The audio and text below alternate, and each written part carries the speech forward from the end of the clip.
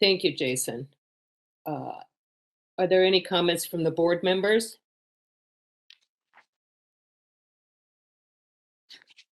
I have a comment, actually a question. The online citation payments that we have tracked and are listed on page 140. Can you describe where those citations, the type of citations that are being paid for in here? We do have a lot of new members, and how that is collected. I think it's very interesting. So the online payment, citation payment, is collecting the enforcement fees that are cited against unlicensed contractors and also to licensed contractors.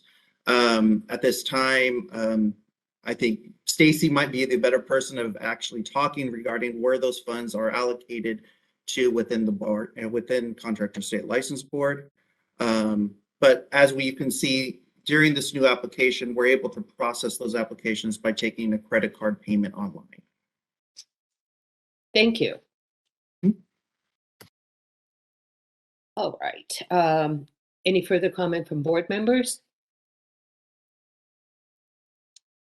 Shelley, is there any public comment? Not seeing any requests in the Q&A or chat, and not seeing any hand raises at this time. As there is no action required of the board, we will move on to our next agenda item. And again, thank you, Jason. Before we begin this section, licensing, it is my pleasure to announce that Fode Garogozlu, I practiced that, by the way. We're very happy that he's been selected as the chief of the licensing division. It's a critical position at CSLB. Fode has been instrumental in assisting to lead the division to reduce processing timeframes and improve processes. He is highly respected in the division, and we're excited to welcome him in his new role. Leading us through the licensing and testing portion, beginning on page 141, is Licensing Committee Chair, Miguel Galarza. Miguel, the floor is yours. Gonzalo. I had the pleasure of meeting Fuad yesterday, and outstanding selection, and will certainly benefit us in future issues regarding licensing. I'd like to, first of all, highlight some of the licensing division achievements for the calendar year of 2021. The 2021 accomplishments and activities report was provided to you as a separate publication with this board package. The licensing division successfully transitioned, as brought out by Jason, to in-person Get Licensed to Build workshops to a fully online interactive virtual workshop in 2021. The workshops are held each month with an average attendance of more than 100 people. And the first entirely Spanish workshop was held in December and will continue into 2022. The testing unit within the licensing division development and new licensing residential remodeling contractors license exam with record speed. The bill authorizing this license classification became effective in January of 2021, and CSLB began to accept applications by last August. CSLB has already issued 63 of these licenses and expects the number to steadily climb. Finally, the licensing division judgment enforcement unit is pleased to announce that it has helped secure $44 million in liability suspension as results of judgments versus pension programs in 2021. Now on to the licensing division update. The licensing, which you will be able to find on page 145, and I'm going to highlight a few of those areas for the board. Regarding applications, the package on page 148 indicates that the processing time for original applications and original waivers was 6 to 5 weeks, respectively. These numbers were gathered for board packages in February. However, I'm pleased to report that as of March 18th, the processing time for original applications and original waivers is now 5.5 weeks apiece. Special recognition is due to the staff for getting these numbers basically cut in half. Outstanding work. The process of licensing renewals is also under 2 weeks and has been since August. This is an improvement from regular 3 weeks to process renewals that the division was averaging early in 2021. And as a reminder to our licensees, anyone who has one qualifier on the license can go to CSLB's website and complete renewal online. Those who choose this option have the entire process completed and their license history updated within 24 hours. I would like to also note that the high number of pending applications at the close of 2020-2021 fiscal year is on page 149. This was due to the backlog and examinations being scheduled for applications due to the intermediate closing and reopening of the CSLB test centers during the pandemic. With the transition to PSI testing services, we anticipate that the pending applications lowering to more manageable 17,000 or so by the end of the calendar year. Please note the total renewal receivable table at the bottom of page 150. I would like to make a comment about these numbers. The calendar year's total renewals for 2021 shows 122,386 received, which reflects a decline in the last 2 calendar years. However, the numbers of renewals received for the last fiscal year, 2020-2021, is actually 125,699, which is an increase over the past 2 years. I would mention this to state that the fact is that the staff is not concerned by what appeared to have been a renewal decline on page 150. Finally, please note that while that call wait times that are highlighted on page 156 for the CSLB Licensing Information Center, or also known as the call center, I'm pleased to report that all the reported call wait times have decreased significantly from the prior year, along with large increase in number of calls answered compared to last year. Before I move on to the testing update, do board members have any comments on this outstanding report on the licensing update? Seeing or hearing none. Shelley, does anyone from the public have any comments? I am not seeing any requests in the chat or the Q&A, nor any hand raises at this time. Thank you so much, Shelley. Hence, I will go ahead and move on forward, and you'll find that the testing update is on page 160 of your package. As mentioned earlier, CSLB testing centers closed twice during the pandemic and been working to eliminate a backlog since those closures. Sitting is now currently at full capacity, and exams are being scheduled between 3 and 5 weeks out. Pre-COVID, CSLB saw pending exam counts of 4,500 at any given time. There's now a current pending exam count of about 6,700, but staff believes the backlog should be resolved by the time the staff transitions to exam and administered by PSI exams in the spring of next year, which we will touch on in a moment.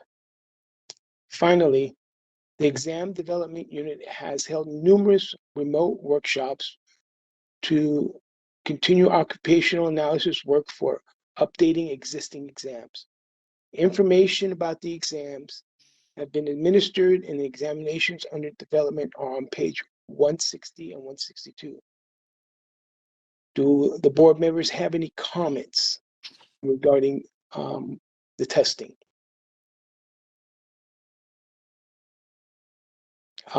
Seeing and hearing none, Does anyone, Shelley, does anyone from the public have any comments on this testing section?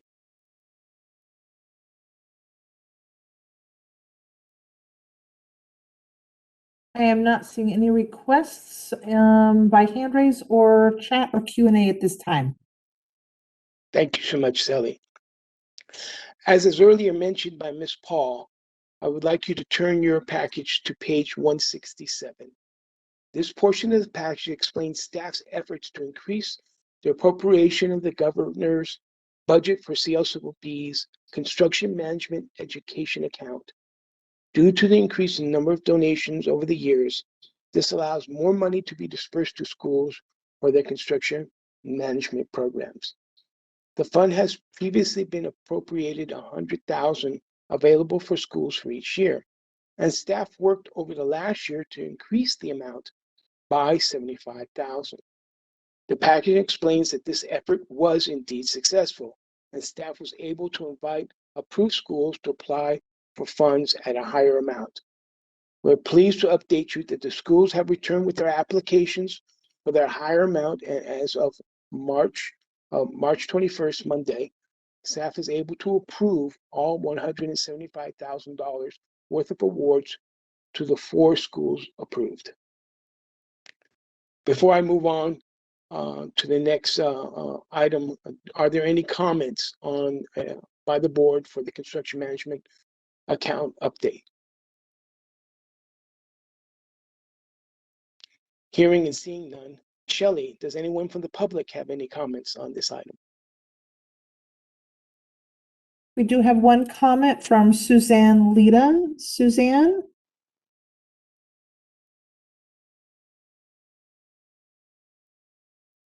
I've sent a request to unmute your microphone.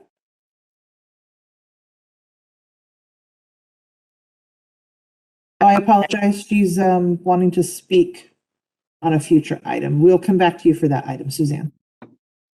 All right, thank you, Shelley. You're welcome. Finally, our last update for this report is the Test Administration Center's outsourcing update. If you'd be so kind as to turn to page 171 of your package, is the update on the CSLB transitioning of its licensing application administration services to a third-party vendor. You may recall that this change occurred to CSLB's sponsored bill that authorized CSLB to contract with a third party for examination services to greatly expand testing options for licensees.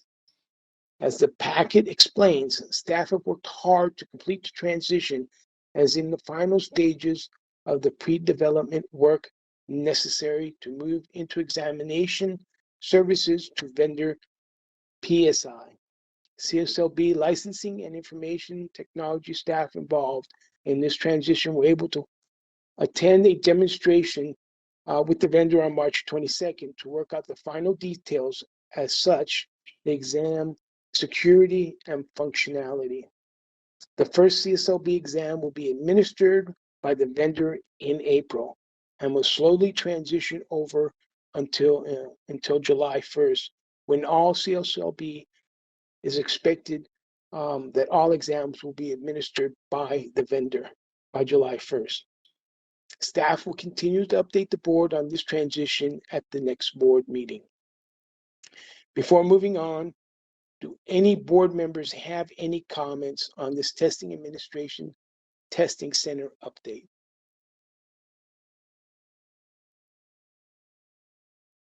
Seeing and hearing none. Shelley, does anyone from the public have any comments? Not seeing any requests at this time. Thank you, Shelley. This concludes the licensing items on this agenda.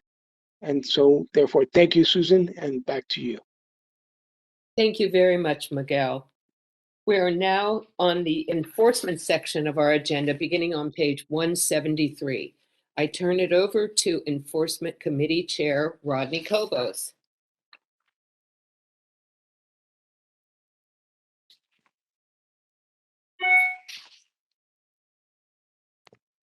Good. Thank you, Susan. I'm having a little trouble with my camera.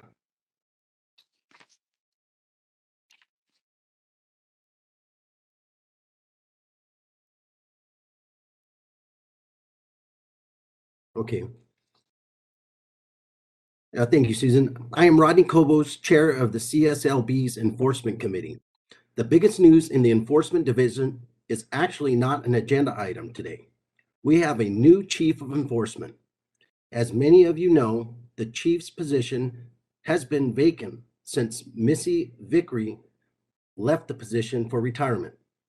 Steve Grove was selected to fill the position and began his new job on March 4th. Steve brings a wealth of skills and experience to his new position. He has been with the CSLB for 24 years and has risen from investigator level through the ranks. His most recent position was program manager of CSLB's statewide investigative fraud team force for 7 years. I know Dave Vogt is very happy to have Steve on board as chief, and all of us on the board are delighted as well. Congratulations, Steve. On a related note, I would be remiss if I did not thank Deputy Chief of Enforcement Jesse Flores for stepping up as Enforcement Division's acting chief while the position was vacant. Jesse took on a long list of new responsibilities, and he kept the Enforcement Division moving forward during some very trying times. On behalf of the board, thank you, Jesse. Now moving on to the agenda items. Agenda item F1 is a quick look at the Enforcement Division's contributions to the newly published Accomplishments and Activities Report.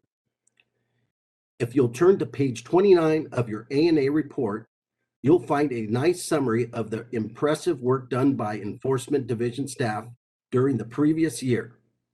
Here are just a few of the highlights. 17,660 complaint investigations were closed. 27.8 million in restitution and corrected work was recovered for consumers, which was a 7% increase over the previous year. 2,818 administrative legal actions were brought against violators, and 1,067 cases were referred to local prosecutors for criminal prosecution due to egregious misconduct. A few of those criminal cases are highlighted on the following pages of the report, and I am pleased to see that the Enforcement Division continues to prioritize actions against predatory contractors. For example, on page 28 of your A&A report, you can read about the exploits of unlicensed contractor Peter Cope, who preyed on multiple victims of the Tubbs fire in Sonoma County. Mr. Cope made it on CSLB's most wanted list and fled the state. He was found in custody on other charges in North Carolina and was extradited to California. Last August, Cope pled guilty to felony grand theft, misdemeanor theft, and 2 counts of contracting without a license. For the misdemeanor counts, Cope was sentenced to 86 days in county jail, 12 months probation, and restitution in the amount of $13,380. Sentencing on the felony charge has been deferred until this June. On page 29 of the A&A report, you can also read about the unlicensed contractor Tommy Min Ju, who installed defective fire alarms in several San Francisco apartment buildings. The alarm system he installed in one building failed to sound when the building erupted in flames, and 1 resident died.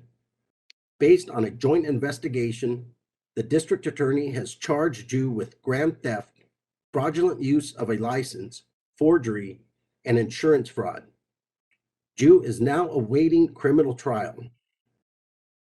Beginning on page 36 of the A&A report, discusses the continued expansion of the Enforcement Division's solar enforcement efforts.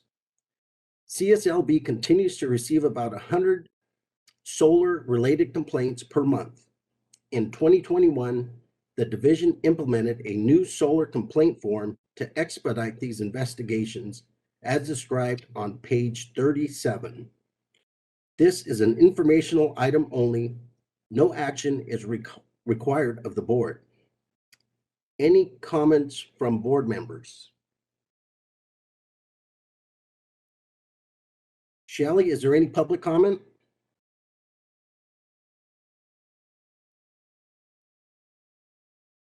Not see any hand raises or requests through the Q&A or chat at this time. Thank you. Agenda item F2 is the enforcement program statistical update, which begins on page 179 of your full board packet. The update begins with a story about several elder abuse. Oh, I'm sorry. With a story about serial elder abuse in San Francisco. Over a 10-year period, contractor William Schwartz found an unending series of projects that needed to be done at the home of female senior citizen. By the time CSLB was notified, the victim had paid Schwartz almost $500,000. All the work was shoddy and done without permits, and CSLB's industry expert estimated the total value of work at only $86,000. CSLB's investigation resulted in an acquisition and revocation of Schwartz's 2 licenses. Because of this, such egregious misconduct, the investigator also referred the case to the district attorney. The DA charged Schwartz with 2 felonies, grand theft and financial elder abuse. On February 8th of this year, Schwartz appeared in court and pled guilty to grand theft. As a result of the plea agreement, he avoided 1 year in jail by paying $333,000 in restitution. He also paid lesser fines and penalties and was placed on 2 years probation. The case received a lot of local media attention due to the extent of the crimes and the size of the restitution check. A current statistical overview of Enforcement Division begins at the bottom of page 179. You will see that the division initiated 19,225 complaints during the 13-month period that ended on January 31st, 2022. This represents an 8% increase in complaints over the same time frame the previous year. The next few entries in the program update revealed that the number of incoming complaints is overtaking production output. The number of pending investigations is currently 4,390, which is 15% above the desired maximum. The average number of cases closed per investigator per month is 8, which is lower than the closure goal of 10. And the number of aged cases, which is those over 270 days old, is currently 188, well above the goal of 100. I know that Steve Grow is working with his team to address these numbers, and I understand that progress is already being made. Beginning on page 180, the next sections of the program update highlight some of the division's positive accomplishments for the 13-month period ending on January 31st, 2022. Mediation efforts of the intake and mediation centers and the investigative centers resulted in over $20 million in restitution to financially injured parties. 447 investigations were referred for criminal prosecution. 1,444 citations were issued, 46% of which were issued to licensees. 185 new acquisitions were filed. 209 licenses were revoked by accusation, and 102 licenses were placed on probation. This is an informational item only. No action is required of the board. Any comments from board members?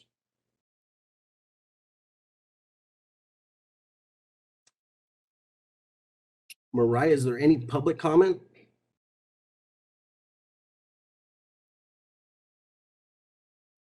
Not seeing any requests by hand raise or the Q&A or chat. Thank you. Agenda item F3 is an update on CSLB's proactive enforcement efforts, which begin on page 185 of the board packet. Proactive enforcement of contracting laws and regulations is conducted by special investigators in the CSLB's statewide investigative fraud team, or SWIFT. The COVID pandemic impacted SWIFT more than any other unit in the division. But even so, the unit was busy. SWIFT conducted 19 undercover sting operations, participated in 178 days of enforcement sweeps, and responded to 981 leads. As a result, SWIFT closed 2,972 cases, which resulted in 856 administrative or criminal legal actions, 228 work stop orders issued, and 1,007 advisory notices for minor violations. On page 186 of the board packet, you can read about the SWIFT's continuing outreach to victims of the devastating Camp Fire in Paradise. Since March 14th, a SWIFT special investigator has been present at the Paradise Building Resiliency Center twice a month to assist fire victims, contractors, and members of the public with questions or concerns surrounding the rebuilding of local homes and businesses. The assigned investigator will also conduct job site compliance inspections in the area. Steve, I understand you have a few other proactive highlights to share with us. Yes, thank you, Mr. Kobos, and good morning, board members. One of the many negative impacts of COVID on enforcement was a dramatic decrease in the number of sting operations the SWIFT unit has been able to conduct. As you know, these enforcement operations are very effective in deterring unlicensed activity. While I'm proud to say the SWIFT unit never stopped responding to leads from the public, contractors, and industry, and continued to conduct limited joint sweep operations with our agency partners on the LETF and JESF task forces. However, the lack of available sting properties has dramatically reduced the number of stings. With the help of the public and industry who provide these properties, over the next few months, we will be working very hard to secure sting properties and return to our pre-COVID level of regular sting operations all across the state, averaging several operations per month. In addition, we are in the process of preparing to participate in this year's annual NASCLA, National Association of State Contractor Licensing Agencies, annual enforcement effort. This consists of partnering with several different state agencies across the country, and we will be conducting about a 3-week enforcement effort, conducting sweeps and stings in coordination with these other state agencies. This will make a nationwide impact on illegal contracting and the underground economy. And finally, if there are any board members who are interested in observing firsthand one of our sting operations, please feel free to reach out to me. So how about a break between?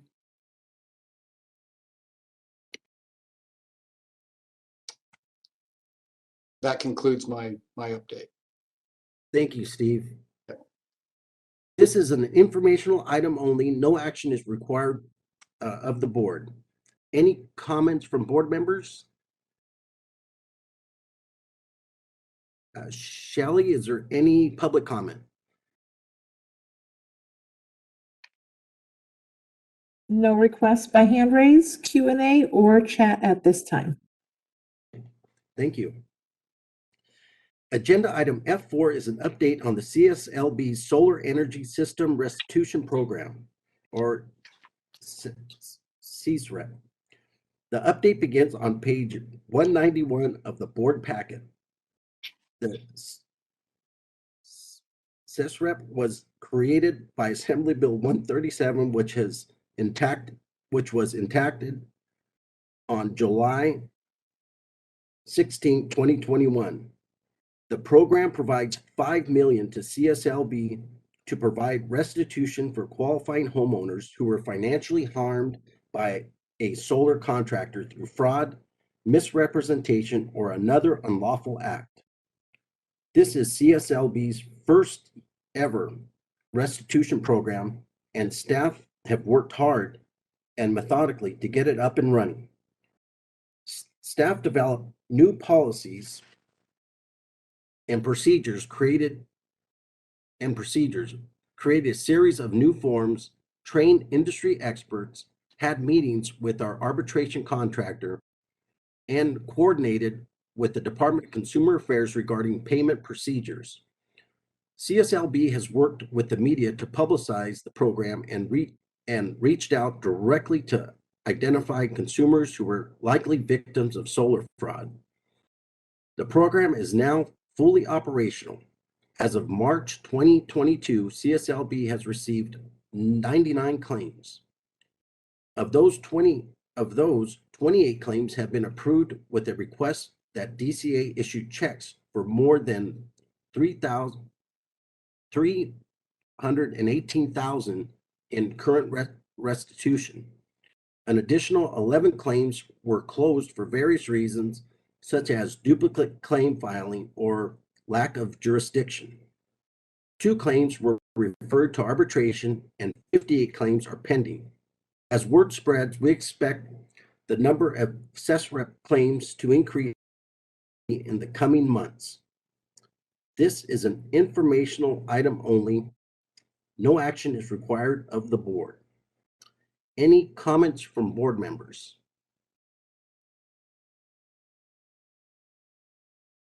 Shelley, is there any public comment? We do have a request from Lourdes Oliva. I've sent a request to unmute your microphone.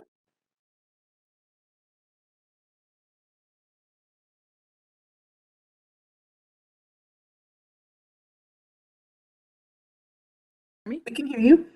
Great. This is Lourdes Oliva, former activist with the Dolores Huerta Foundation, and also one of the founding task force members of the program you just mentioned. Unfortunately, because I'm not employed anymore with that institution, I didn't get an email invite about this meeting, and I just happened to drop in on Facebook because I do get the updates there from CSLB. So unfortunately, I'm not prepared. But I do want to say that for the restitution program, thank you for the updates, and I hope that if I could get updates emailed, that would be best. I'm still working with the community on the issue. I'm happy to receive some text from some of the community members who are from Parlier saying that they're excited and looking forward to being able to finally have some peace of mind in regards to this abandoned equipment, in regards to what they move on with, and also having some sort of, unfortunately, as minimal as it is, a restitution to help them deal with the issue. Again, this is Lourdes, and I just hope that, like I said, I just walked into the meeting. I hope that if you could take note of my email and so forth and keep on inviting me, because there's still a lot of work to be done, especially with this restitution fund, to be able to properly assist homeowners who, when we turned in the claim form, it was a challenge. It was a challenge to come up with how. So hopefully now you guys know more and could include me again into what we're doing to make that restitution solicitation a better, more effective way to help California get out of this mess. Thank you. Thank you, Lourdes. If there's a way of you putting your email in the chat and David could somehow make sure she gets the emails. Yeah, Mr. Colas, this is Dave Poe. Could I comment on Lourdes's comments? I would just like to really thank her for her help in establishing the fund, and she served as a liaison to Central Valley financially injured solar consumers. We could absolutely use her help again.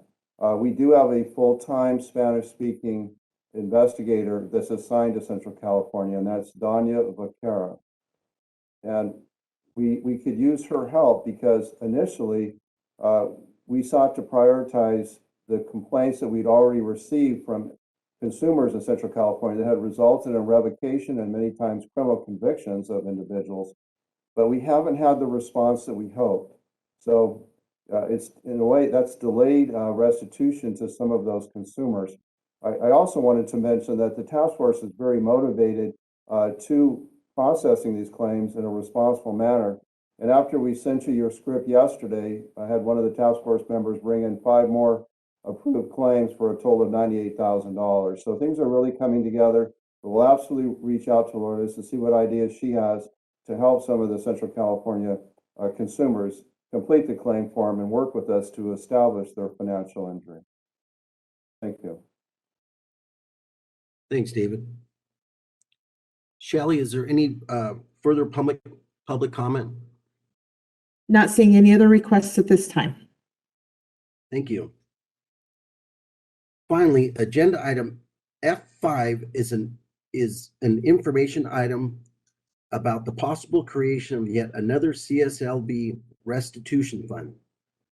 The CSLB staff was recently contacted by the Clean Energy Justice Organization, which is a group of legal firms which assist homeowners struggling with loans issued through the Property Assessed Clean Energy Program, or PACE. Clean Energy Justice is suggesting that a restitution program similar to the existing CESREP could be created within the CSLB to assist victims who are financially harmed through PACE funding agreements. Registrar Dave Vogt and Legislative Chief Mike Chemensky have met with officials of both Clean Energy Justice and the California Department of Financial Protection and Innovation, and have raised jurisdictional and technical concerns regarding the proposal. Of course, the board will be kept appraised of any significant developments. David, do you have an update to share with us? Yeah, I just wanted to let everyone know that there was a meeting scheduled for today in the governor's office to discuss the potential PACE recovery fund of $20 million. And we're fortunate that that meeting was continued so that Mike Chemensky and I can attend. As far as background, a lot of the solar claims we're processing have PACE funding, and where PACE funding caused harm in some cases is because the contractor was paid directly by the PACE administrator. And in some situations, the contractor hasn't performed the work, yet they've been paid. And then we have consumers that have multiple PACE loans on their house. Unfortunately, they believe that it would be paid through their existing property tax payments, and there would not be an increase in their property tax, of which there is an increase in your property tax if you have a PACE loan. So when we're processing these claims, we're able to approve payment up to $40,000 with the existing program.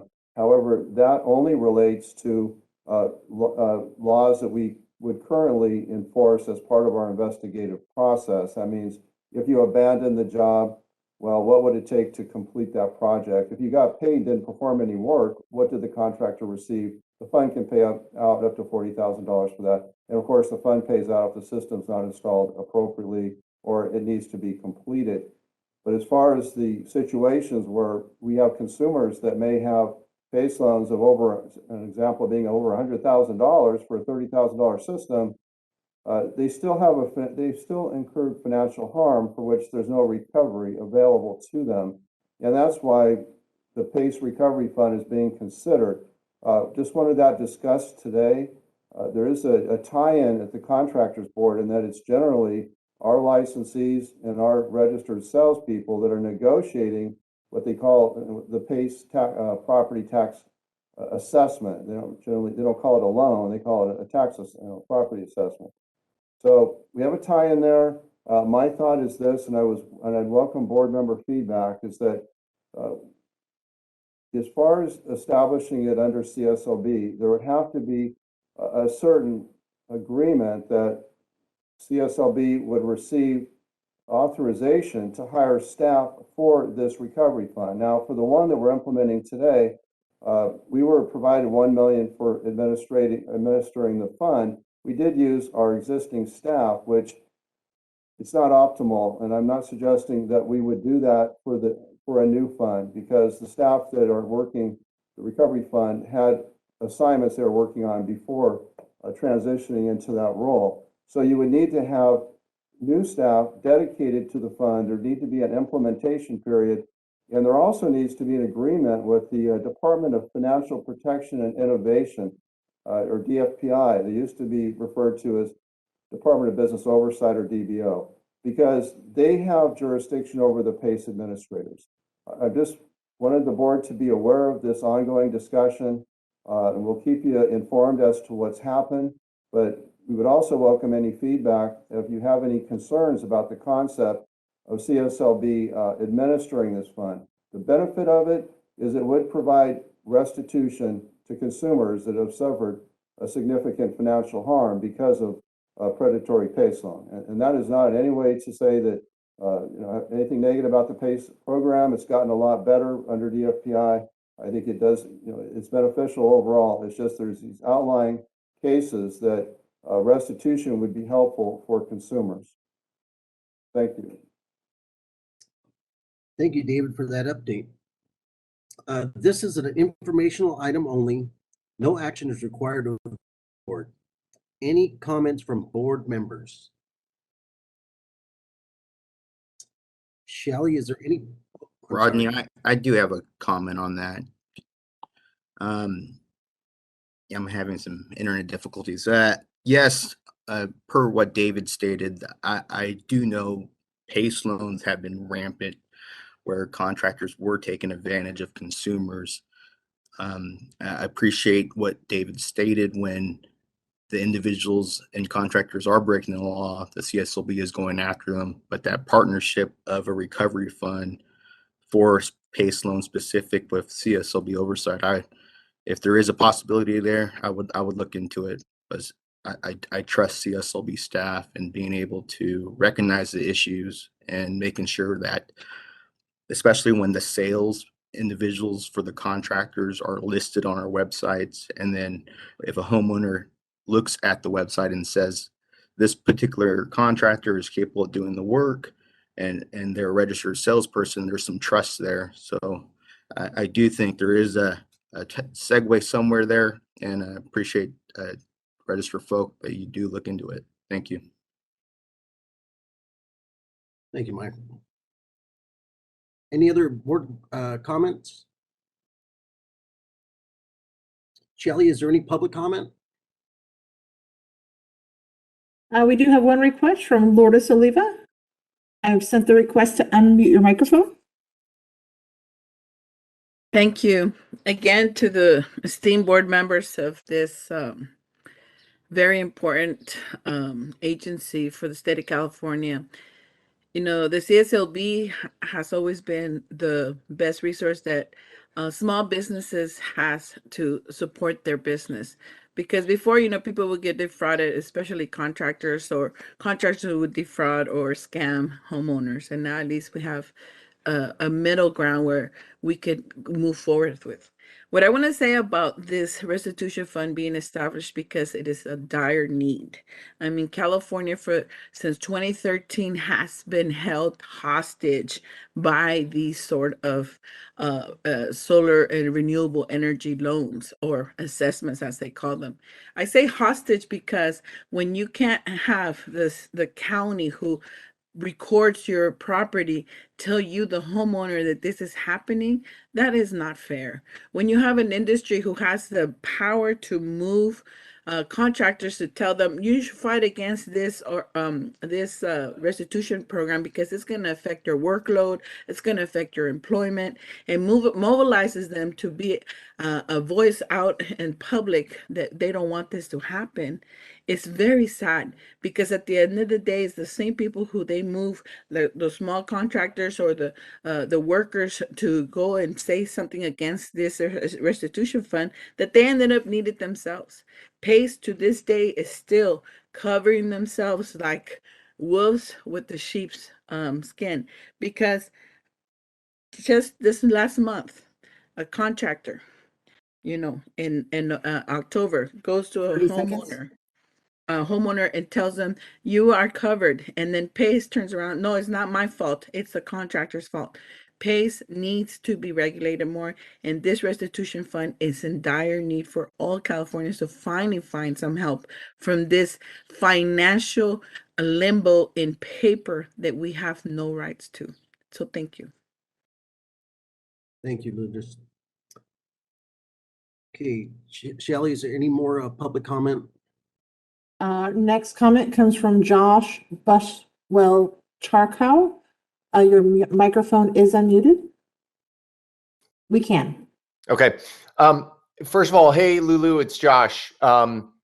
You should feel free to reach out to me if there are new cases that we don't know about, and we can see what we can do. I'm with the California Solar and Storage Association, and to the board as well. We have a customer intake form.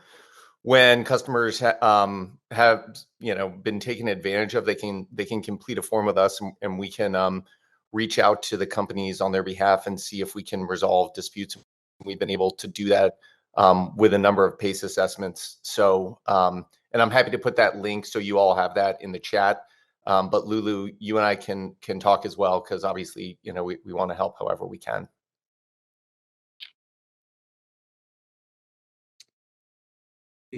Thank you. Shelley, any other public comment? Not seeing any other requests at this time.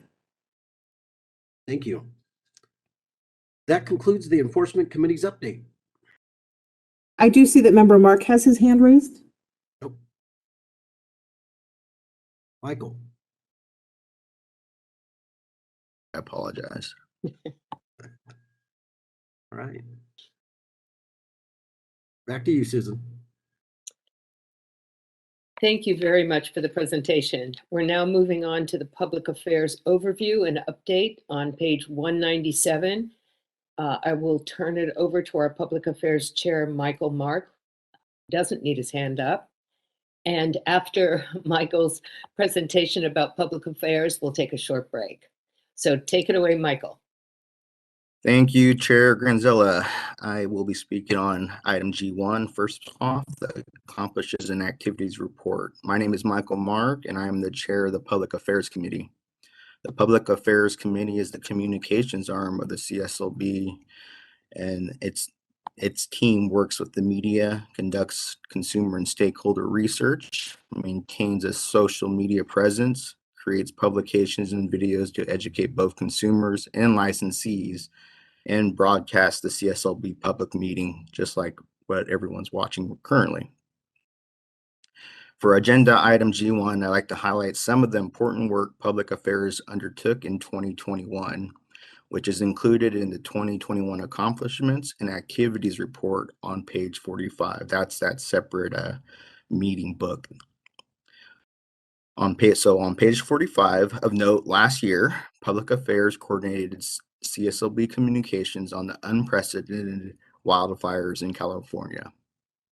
While CSLB licensed staff provided in-person staffing at 9 local assistance centers in counties throughout California, Public Affairs staff ensured emergency-related materials were available to share with disaster survivors and ensured the Disaster Help Center on the website was consistently updated. Public Affairs then conducted outreach to congressional and state legislature offices, as well as building departments and chambers of commerce in the affected areas. Public Affairs also issued a press release that warned wildlife wildfire survivors about the dangers of using unlicensed contractors, and staff posted that messaging on social media. These communications were critical for those devastated by wildfires to help protect them from unscrupulous, unlicensed contractors. In 2021, public affairs staff also distributed 21 industrial bulletins, circulated 7 news releases, fielded 72 media inquiries and requests for interviews, broadcasted 20 live webcasts, organized and conducted 28 public outreach events, including the Senior Scam Stopper seminars. So of also publishing 12 hard copies, including meeting packets, reports, flyers, and the 2021 CSLB California Law and Reference Book. CSLB and the board appreciates the efforts of all the staff in the Public Affairs Division. Is there any comments from the board? Sounds like none. Shelley, is there any public comment?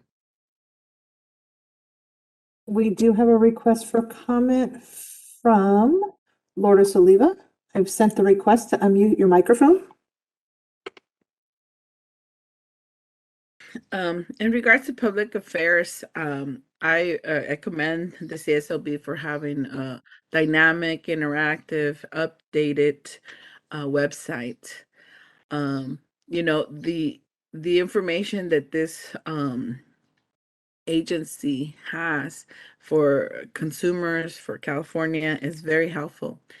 But I do feel that we need to work more on public affairs as far as all of the internet platforms who are being abused by the industry to generate leads or to catch, I don't know what they call it, phishing, whatever, because it is very concerning. Because I've been working with the solar projects, and I believe in solar energy. I believe in renewable energy. I don't want to be taken advantage of. However, in my social media, because in social media, when you use a word, the algorithm will bring up anything that has to do with that towards you. So I've been getting so much contacts, direct DMs, and posts on my walls to tell me I should get solar or I should this. And then when you look at those companies, when I go in and look at those companies and they're not on the CSLB website, but yet they're like from Nevada, they're from Utah, they are taking advantage of that platform.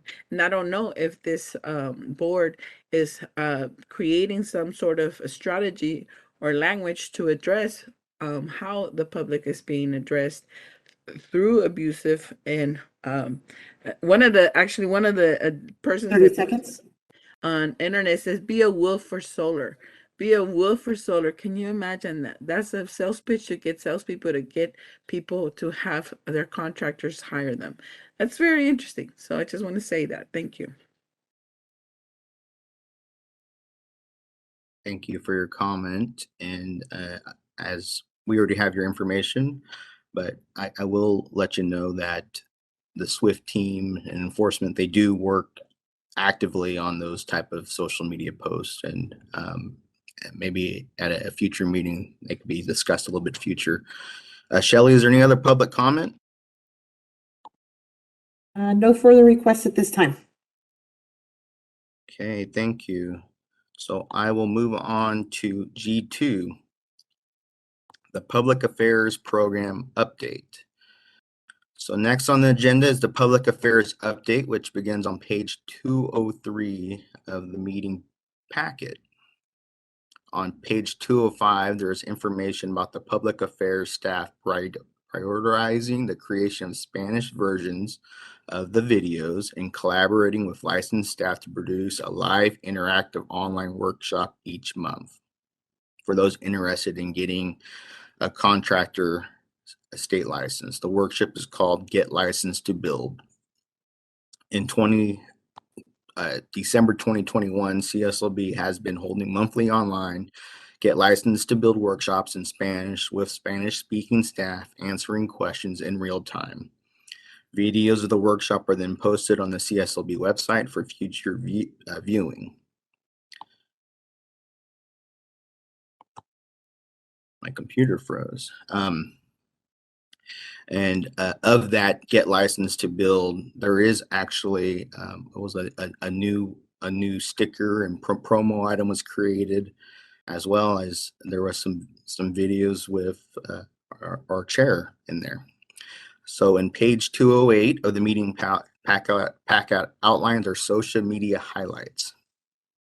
These include social media posts promoting women in construction and ongoing posts promoting the work of CSLB's State Investigation Fraud Team, better known as SWIFT, and when needed, disaster-related posts. These types of posts and sting-related posts are typically the most popular on social media and get the most interaction from the public.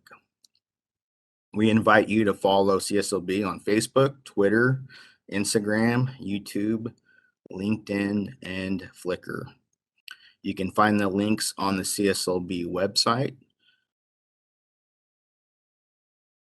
For stakeholder communications, public affairs staff have issued a number of industrial bulletins. Most recently in January, the topics were on new contracting laws and the 2022 law book.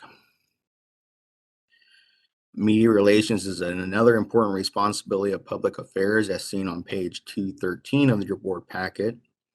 Besides responding to numerous media inquiries, staff also distributes press releases on enforcement stings and sweeps, along with press releases encouraging wildlife survivors to hire only licensed contractors. On page 214, you can see we are working with California legislators on consumer and senior scam stoppers workshops that were held via Zoom. Hundreds of consumers have been reached in person at these events, and the videos are posted to legislators' websites when they get more views. On page 216, we include a list of graphics and publication projects completed by our public affairs staff, including the 2022 law book. And finally, staff regularly updates the employee intranet sites with stories, photos, and informational updates. The public affairs staff continues to further CSLB's communication objectives, and we thank them for their hard work and dedication. So, obviously our social media is working. We have one person attending this meeting just because they saw the Facebook post, right? Making public comment. So we applaud our public affairs team for doing all the hard work. And it's hard to keep up with social media sometimes. And when we're talking about Twitter, YouTube, Facebook, there's so many different sources of and ways for us to get information out there.